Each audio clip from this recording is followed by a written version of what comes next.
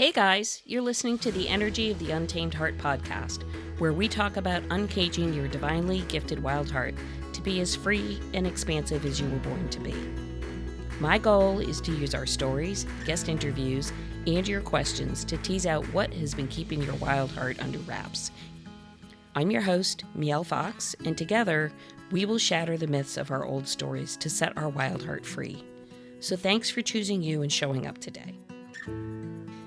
Hey, welcome back. So this is part 2, or the second minisode I'm offering up for the week of Thanksgiving here on 2023. So yesterday we talked a little bit about spirituality and spiritual bankruptcy and not losing sight of the fact that you are your own power, and all of our tools are simply that. They're tools. They're instruments to help us gain clarity towards hearing our messages more clearly from our heart, from our higher self, from the divine.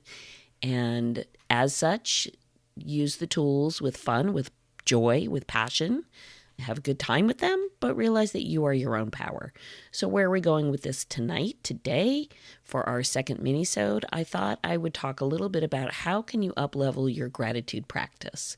So I'm sure many of our listeners have heard write a gratitude journal, say 5 gratitudes per day. And of course, at Thanksgiving here in the United States, which is this week, we always either say grace or give thanks for the bounty of the food on the table and all the things. And for those who perhaps are less fortunate, and we offer a prayer and we give grace and thanks. But here's what I would say about a daily gratitude practice.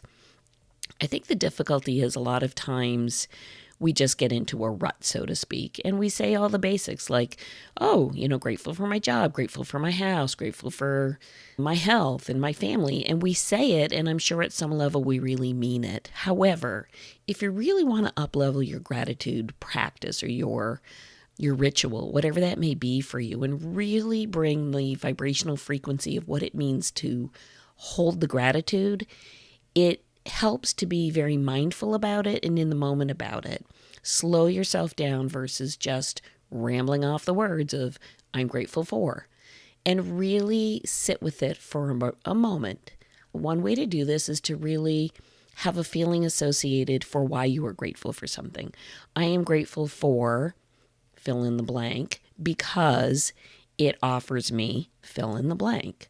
If you connect a why something is important to you or how something is important to you and works in your life, it, one, slows you down from just doing the rote, let me just do the words without really sitting behind it. But two, it brings you into a space of mindfulness, a space of living in the moment or being in the moments between the moments. And when we can be there, then instead of just the doing, we are in the being. And when we're in the being, then you are really far more mindful. You are far more in your heart space. You're far more attentive to what you are speaking.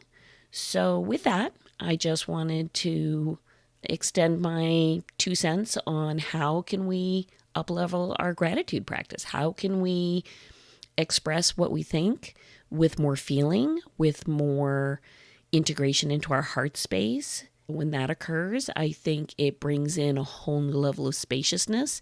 It brings you to a whole new level of receptivity and receivership for what is available to you in ways that you perhaps haven't even considered or imagined. So with that, I will wrap up part 2 of the minisode, and Wednesday I will finish it up before we go into Thanksgiving weekend. So thank you for listening. Would love it if you would leave a review. Of course, who doesn't want a 5-star review? Said yours truly. Tell your friends. If this spoke to you, resonated with you, please tag a friend and have them take a listen. We're going to be here on Spotify pretty regularly. So with that, signing off, and I will see you all, or hear you all, or be with you all tomorrow.